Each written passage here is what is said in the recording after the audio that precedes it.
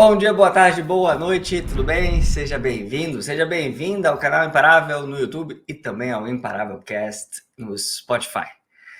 Alexandro Balbino enfrentou obstáculos físicos e emocionais que muitos considerariam impossíveis de superar.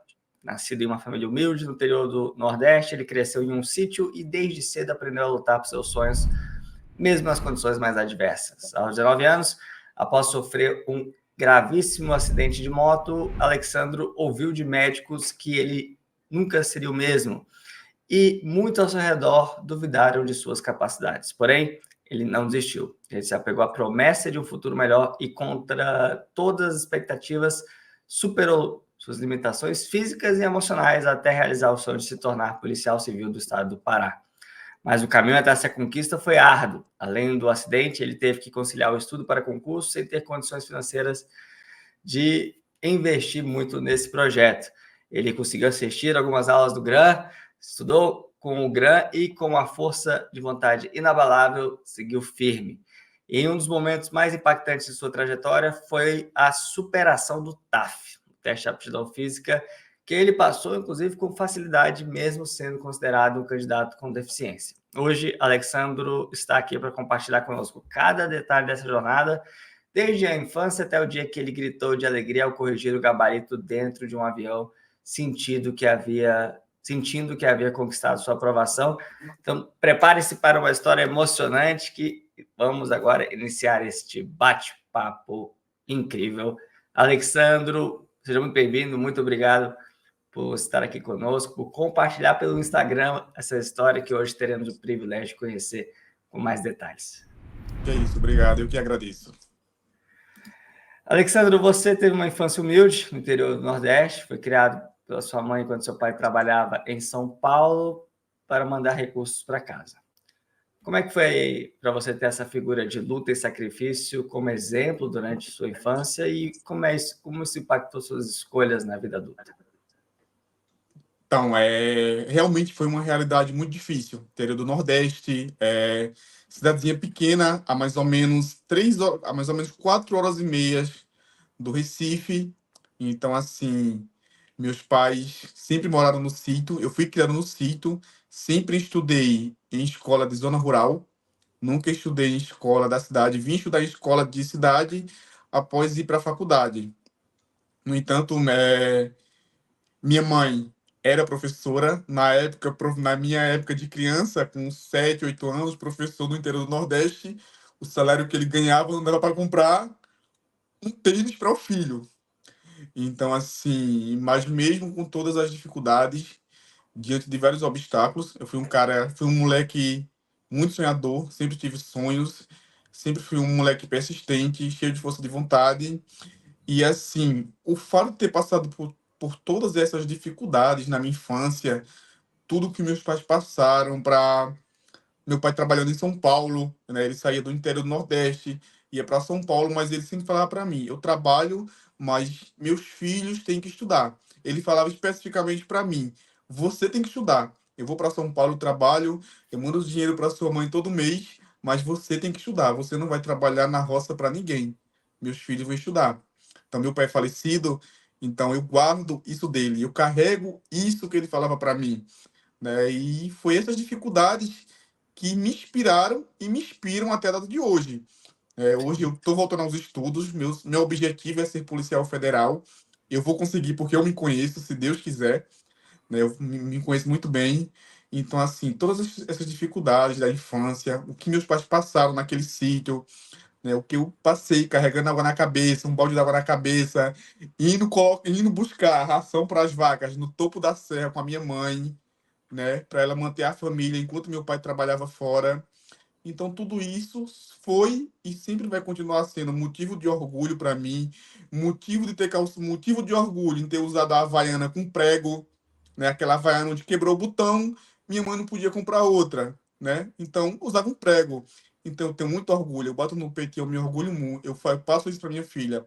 Eu tenho orgulho de ter usado uma Havaiana com prego, né? Eu tenho orgulho de ter chegado de manhã e ter só café para tomar café. Não tinha o pão, não tinha o biscoito, mas era o que minha mãe e meu pai podia.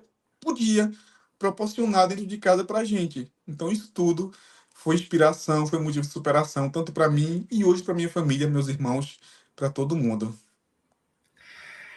Alexandre, você saiu de casa com 14 anos.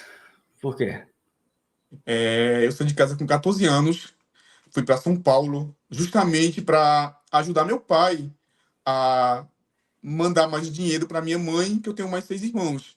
Então, fui para São Paulo, para casa de uma tia minha, né? Trabalhei como camelô, né, com 14 anos. Eu lembro uma cidadezinha do interior de São Paulo, Cubatão. Eu trabalhava como camelô, a barra para essa minha tia, a barra que era dela. Trabalhava como camelô, acordava 6 horas da manhã, 5 horas, chovendo ou ou fazendo sol. Tinha que acordar, tinha que montar a barraca, tinha que, no final da tarde, desmontar a barraca, levar as coisas todas para guardar, empurrando um carrinho no meio da rua, pesado. Mas me orgulho também disso, porque, assim, tudo isso é minha história, tudo isso faz parte de um passado que eu me orgulho que me fizeram chegar aonde eu tô hoje. Sim.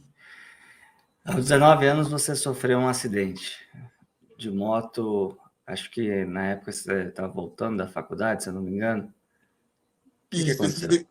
esse acidente de moto eu sofri, estava no quinto período da faculdade do curso de matemática, né? Eu moro numa cidadezinha do interior, Águas Belas, na época, e eu fazia faculdade em uma cidade maior, chamada Arco Verde. Então, a gente ia de ônibus da prefeitura. O ônibus gastava mais ou menos 1 hora e meia. A gente saía 4h30 da tarde para chegar lá às 7 horas. De volta, a gente chegava por volta de 1 da manhã, 2 horas, na minha cidade, para acordar no outro dia cedinho para trabalhar.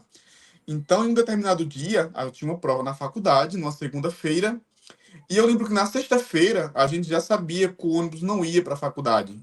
Então, eu tinha uma prova na verdade, era um trabalho de psicologia da educação. Então, na sexta-feira, eu já acionei o professor e falei para ele que eu não ia poder ir para a faculdade porque o ônibus da prefeitura ia levar pessoas doentes para Recife.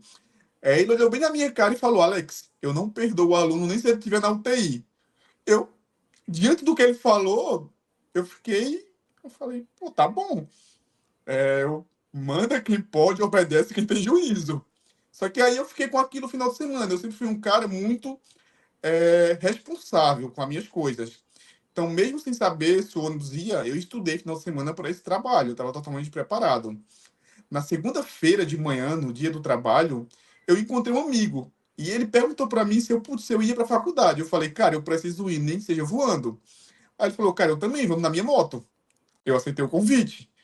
Quando foi 4 horas da tarde, ele passou na minha casa, me pegou e a gente seguiu viagem.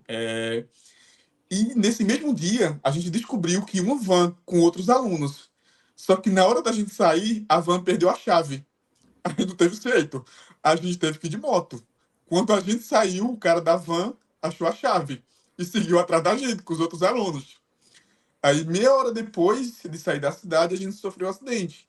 Né? Ele sobrou numa curva, uma curva fechada. Eu não sabia que ele era inexperiente de moto. Em certo meio, eu até percebi, mas como a moto não era minha, eu fiquei com vergonha de pedir. Ah, deixa eu pilotar. Então, eu não quis pedir, eu deixei ele continuar pilotando. Eu sei que nessa curva ele sobrou, não conseguiu fechar. Ele faleceu na hora. Eu fiquei desacordado. Até hoje eu não consigo lembrar nada do acidente. Né? Eu fiquei Nossa, foi feio, desacordado. então. Eu fiquei desacordado. Pessoas que estavam no local falaram que eu ainda pronunciei uma frase. Falaram que eu pedi para não me deixar morrer porque eu ia ser pai. Então, assim, eu não lembro se eu falei isso, porque eu não lembro de nada do acidente. Até hoje eu tento lembrar alguma coisa, mas não consigo. Enfim, e a partir daí começou toda uma trajetória de dificuldades na minha vida. É, sonhos destruídos. Eu vi aquele acidente, naquele momento ali, foi sonhos destruídos. Você ajudava seu pai com a renda, estudava na faculdade e se viu numa situação que você estava preso a uma cama do hospital, não conseguia nem se mexer. Isso, né? Eu, de repente, ficava sem conseguir me mexer e o diagnóstico do médico, pô, Alex, a gente vai ter que amputar seu braço esquerdo. Então, assim, naquele momento, eu não conseguia suportar a ideia de ficar sem o meu braço, porque eu tinha sonhos, né? Eu tinha sonhos a realizar, eu tinha coisas, sempre tive o sonho de ser policial. E eu falo, pô, já era. Então, assim, aí junto com o diagnóstico do médico veio uma crise de depressão enorme e muitas murmurações. Eu questionava Deus, Deus, por que comigo? Por que comigo que estava indo para a faculdade? Porque tanta gente tá aí bagunçando, não acontece nada, e eu estava estudando, atrás de um futuro melhor, e por que aconteceu isso comigo? Por que comigo? Então foram vários questionamentos que surgiram. Como é que os concursos apareceram na sua vida? Na verdade, os concursos começaram a aparecer logo após, tipo, primeiro eu tive que fazer todo o tratamento do acidente, né? Foi onde eu fui para casa da minha tia em São Paulo. O diagnóstico dos médicos lá foram outros, né? Praticamente eles reconstruíram meu braço, né? Quando eu vi eles reconstruindo meu braço, que meu ombro voltou para o lugar, aí eu comecei a ter esperança de novo. Então foi onde eu fiz o tratamento, voltei para Pernambuco, voltei para a faculdade, terminei meu curso de matemática e terminando meu curso já fiz o primeiro concurso. Fiz o primeiro concurso para professor de matemática, passei, fui aprovado. Aí fiz o segundo concurso para professor de matemática também, passei, fui aprovado. Fiz um terceiro para professor primário, do primeiro ao quinto ano, e fui aprovado. Porém, era o concurso que eu queria? Não, mas no momento, para minha realidade, era aquelas oportunidades que eu tinha. Eu não tinha nenhum emprego público. Eu era contratado da prefeitura, recebia um mês e 3 meses não. Quando eu sofri o acidente, a primeira coisa que o cara fez foi tirar meu contrato. Então, era uma realidade difícil. Então, eu falei, não, eu vou me estabilizar como professor, vou ter pelo menos meu salário concursado, e a partir daí eu invisto no meu sonho de policial, inclusive fazer minha faculdade de Direito. E assim foi. E aí você, depois terminou a faculdade, continuou dando aula ali como professor, já tendo pelo menos uma remuneração. Quando é que reacendeu essa chama, você policial, né? E se deu por volta, eu fiquei mais ou menos uns 10 anos na sala de aula. Aí foi onde eu falei, pô, agora eu não quero mais, agora eu vou em busca do meu sonho. Aí, tipo, eu comecei a estudar devagar, estudar sem foco. Comecei a estudar, mas estudar sem foco. Então, assim, e eu via que estudando sem foco não estava dando certo. Então, mas mesmo assim, eu continuo, mas mesmo assim eu nunca desisti. Eu nunca parei, sempre no foco. Então, foi aí onde eu vi, não, eu preciso ter mais tempo para estudar. Aí, o que que eu fiz? Veio a pandemia. Durante a pandemia, as aulas eram, a gente ficava em casa, trabalhava em casa. Então, pô, eu jogava minha aula na plataforma para os alunos e o resto era estudar. Era estudar, era dia, noite, né? Teve Réveillon que eu coloquei um fone de ouvido para não ver os fogos, porque eu estava estudando, né? Então, eu usava lá. Pô, não tinha condições de pagar, eu ia lá no Gran, pegava as aulas, baixava. Eu conseguia muito material bom. Né? Aquelas maratonas que o Gran fazia final de semana, eu assistia todas. Mesmo assim, eu senti que eu precisava focar mais. Terminou a pandemia, então voltou às aulas presenciais. Aí eu falei com o prefeito: prefeito, coloca uma pessoa para dar aula no meu lugar e eu repasso meu salário para ela, porque eu preciso estudar. E eu, pô, mas como que eu vou sobreviver? Eu tinha um EcoSport 2017, eu lembro. Eu falei, pô, vou vender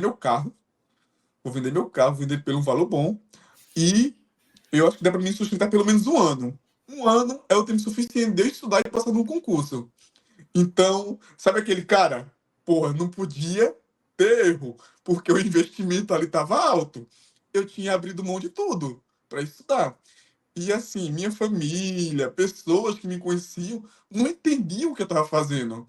Para todo mundo, eu estava destruindo minhas coisas. Pô, ele tá vendendo tudo que ele tem, tá destruindo o carro dele, ele vendeu. O que é que ele tá fazendo da vida dele? Só que eu sabia o que era que eu estava fazendo. Eu sabia que não podia dar erro porque só dependia de mim. E eu estava fazendo a coisa certa. Você não se preocupava nessa preparação para a carreira policial com a questão física? Quais são as limitações que você tem, sequelas que você tem do acidente? Sim, era outra coisa que, assim, eu sempre me preocupava. Eu sempre me preocupava. Após o acidente, depois que eu fiz o tratamento, que eu comecei a recuperar alguns movimentos, eu voltei a ter uma vida ativa na academia. Eu voltei a malhar. Então, assim, voltei a ganhar muita massa muscular no meu braço, no meu membro superior esquerdo. Então, assim, apesar de me preocupar, eu sabia que eu poderia enfrentar o TAF. Porém, É, eu pensava que assim, pô, eu vou ter alguma regalia, eu sou deficiente, eu vou ter alguma regalia com a banca. Mas eu já vi que no edital já não tinha.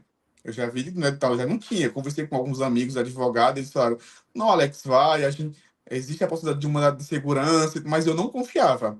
Então, assim, ao mesmo tempo que eu estudava, eu estava na academia, eu já fazia corrida, eu já era tipo ensaiar, eu já estava me preparando para tudo, nos estudos e já para a questão física, porque eu sabia que seria um grande desafio para mim.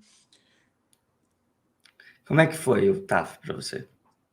Olha, o TAF foi, psicologicamente, foi assim, eu fui para Belém completamente desmotivado. Por quê? Porque eu tenho vários colegas concurseiros e desses colegas eu tinha três que são PCDs. E um, com a mesma lesão que eu, tinha passado em tudo na PRF e foi justamente reprovado no TAF, pela questão da deficiência que eu tenho. E assim, eu tive uma conversa com ele, que até hoje eu falo, pô, não deveria ter conversado contigo, compadre, ele é meu compadre. Porque aquilo me desmotivou. Me Mas desmo... a não, deficiência é uma fraqueza no braço? isso, eu não levanto meu braço esquerdo. Meu braço esquerdo ele tem uma limitação. Eu tenho uma força, mas eu não levanto. Na época, praticamente, assim, meu braço era bem fininho. Hoje você olha, você não percebe muito. Mas assim, essa lesão era bem visível. É uma lesão de plexo. Quem tem essa lesão geralmente não recupera mais os movimentos. É uma lesão que você perde tudo, ela deforma seu corpo. Porque assim, eu lutei contra tudo e contra todos. Eu fui contra todo tipo de opinião médica aqui no Nordeste. Eles falavam e eu não aceitava. Hoje eu volto neles e eles ficam impressionados comigo. Tem um que nem acredita que é eu. Ele fala, pô, não, não é tu, não pode ser tu. Né? Inclusive, ele me dá laudos. Ele fala, não, não pode ser tu. Eu não acredito, cara. Ele queria me pegar para estudo. Eu falei, não, não vou permitir, porque você falou que queria botar meu braço, não vou permitir que você me pegue para estudo. Então, assim, eu fui para Belém, treinei bastante. Eu treinei 3 meses, Gabriel, para o TAF. Treinei 3 meses. E eu lembro que uma semana antes do TAF, eu levei minha filha para assistir, ou para vir comigo na academia. Eu paguei um personal, na época eu não tinha condições, e paguei um personal para ele me treinar. E eu lembro que uma semana antes eram 15 flexões de 4 apoio. Então eu fiz uma solicitação à banca para eles me deixar eu fazer com 6 apoio. Para a mulher, para o sexo feminino, era de 6 apoio. Então eu fiz a solicitação. A banca indeferiu. Eu falei, pô, então tenho que mexer meus pauzinhos. Aí o que, é que eu fiz? Mentiu para treinar. Mas uma semana antes eu só conseguia fazer 10. E era 10 muito mal feita. Nossa, eu chegava na 10ª, eu chorava. Aí na véspera de eu viajar para Belém, eu consegui fazer 13. A minha filha foi comigo, quando eu terminei as 13, eu olhei para ela e chorei. Porque assim, foi 13 muito forçada. Mas para 15 faltava duas. Aí eu falava, pô, Deus, tá perto, eu vou conseguir fazer as 15. Aí tinha a flexão e tinha o abdominal remador. Porque, tipo, esse braço aqui, eu jogava para trás. Mas e o outro que eu não, ó, o outro que eu não conseguia jogar? Ainda tinha isso. Eu falei, pô, então eu tenho dois problemas. Eu vou enfrentar dois. A corrida não me preocupava, porque correr eu tinha treinado bastante, tava de boa. Mas tinha esses dois. Então eu fui para Belém. Chegando em Belém, meu TAF era 1 hora da tarde. Foi de 1 hora da tarde, estava marcado. De 1 hora certinho ele aconteceu. Fui lá para o ginásio. Primeiro teste, flexão de 4 apoio. Falei, Deus do céu. Aí eu todo nervoso lá na fila. Aí falei com os examinadores. O pessoal da banca, muita gente boa. Os examinadores falaram, Alex, vai lá e faz. Falei, tá bom, eu vou lá e vou fazer. Então, assim, colocaram três candidatos lá. E a gente ficou os três em posições iguais no chão. Cara, eu não consegui explicar aquilo ali, cara. Eu não consigo. Eu falo, pô, acho que tinha alguma coisa ali no Alex. Porque, cara, quando eles contaram já, eu terminei igual com os outros dois colegas. E eu fiz 15 flexão de uma maneira tão fácil que eu não entendo. Eu saí do TAF chorando. Eu fiz de uma forma muito fácil, eu não tive dificuldade nenhuma. Coisas que no treinamento, né, ensaiando para o TAF, eu não fazia, eu fiz lá no dia de uma forma incrível. De uma forma incrível. Eu não consigo explicar aquele momento. A mesma coisa se deu com o abdominal remador. Fiz de boa, fiz muito tranquilo. Teve barra também? Não, não teve barra. Não teve barra. Polícia Civil do Pará não teve barra. Se Seria tivesse, outro teria que fazer com uma desafio. mão. Pois É. é, mas eu ia. Se tivesse, eu ia fazer Você com ia uma dar um mão. jeito, né? Eu ia dar um jeito, pode ter certeza. Como é que foi a sensação quando você viu seu nome aí no Diário Oficial do Estado, aprovado, as vagas, todas as fases, tudo resolvido, né? Porque são várias etapas do concurso policial. Cara, eu digo, essa questão do nome no Diário Oficial é um momento. Eu acredito que todo mundo que estuda para concurso merece passar por esse momento, porque a sensação é incrível. Eu estava no sítio, o último resultado estava no sítio da minha mãe. O resultado era para sair 10 horas da manhã. Eu fui para o sítio esperar esse resultado. Não saiu 10 horas. Eu não comi nesse dia. Não saiu meu dia. Não saiu 19 horas. Não saiu 22 horas da noite. E, cara, eu desesperado. Eu sou ansioso. Meia-noite saiu o Diário Oficial. Cara, eu gritei, eu corri pra cima da minha mãe. Minha mãe tava na cama dormindo. Eu saí correndo assim pra cima dela. Pô, mãe, agora eu sou polícia, mãe. Foi uma sensação incrível, incrível. Como é que mudou sua vida depois que você entrou em exercício? Cara, é totalmente diferente, né? Teve a questão do estado, eu saí de Pernambuco para ir para o Pará, mas assim, eu te digo, minha qualidade de vida é outra, financeiramente, psicologicamente, qualidade de vida da minha filha, né? Então, assim, eu pude realizar alguns sonhos que eu sempre tive desde criança. Pude realizar o sonho de ter meu carro. Agora, 3 meses atrás, conquistei meu carro. Já conquistei meu apartamento financiado, mas eu conquistei. Então, assim, é incrível. E, assim, só esperar cada dia mudar mais para melhor. Qual conselho você daria para quem está nos acompanhando e talvez enxerga o projeto de passar em um bom concurso como algo impossível, como muitos disseram para você que seria impossível você se recuperar, passar no concurso policial, se tornar policial? Qual conselho você daria para essa pessoa não desistir, para essa pessoa ser imparável na jornada? Eu te digo, o impossível eu percebi que ele tá tá dentro da sua mente. Você que vai falar se é impossível ou não, né? Então, gente, para quem está estudando, estudem, porque só depende de você. É você e o seu sonho, né? Você e o seu sonho. Então, se é sonho, se é objetivo, estuda, porque os resultados eles virão. Eu falo, é um tiro certo, porque é um tiro que você vai dar esse tiro, né? Você que está estudando, é você que vai lá fazer a prova, né? Você vai estar com 50 pessoas numa sala, mas não importa os 50, você vai estar concorrendo com você mesmo. Então, assim, é possível para as pessoas que têm deficiência e acham que ser policial com deficiência é impossível. Não é. Isso é uma prova viva disso. Eu tenho outros colegas, inclusive delegados, que assumiram a Polícia Civil do Pará como deficiência. A gente compartilhou a angústia em relação ao TAF, compartilhamos os medos, mas conseguimos. Então, sonhar é possível. Estuda que você vai realizar, né? E assim, eu agradeço demais o GRAM, as aulas, cada aula, eu lembro do rosto de cada professor. Eu lembro de cada professor lá do GRAM falando, ó, pensa que você vai morar nesse prédio lá em Belém. Então, assim, é incrível, gente. Eu só tenho a agradecer. Hoje eu agradeço primeiramente a Deus, segundo a minha família, minha mãe, meu pai, meus irmãos, a infância que eu tive, que assim foi tão difícil, mas que para mim é motivo de orgulho, porque foi essa infância, foram todas as dificuldades que me fizeram e me fazem ser esse cara que eu sou e que eu estou me tornando. Alexandro, parabéns pela determinação, pela garra, pela história.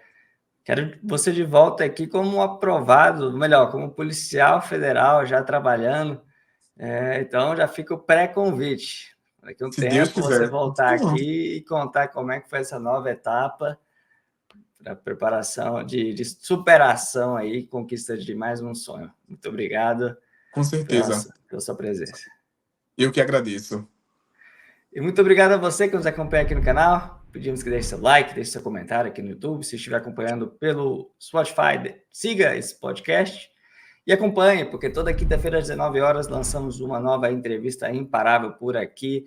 Já faz 6 anos que isso acontece toda semana sem faltar. Até a próxima, fique com Deus. Tchau, tchau.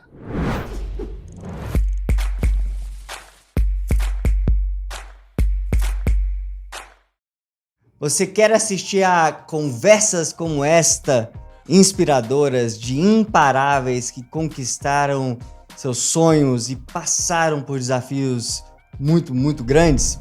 Então inscreva-se no canal Imparável, acompanhe centenas de entrevistas como esta e também assista aos novos depoimentos, às novas conversas, toda quinta-feira às 19 horas aqui no canal.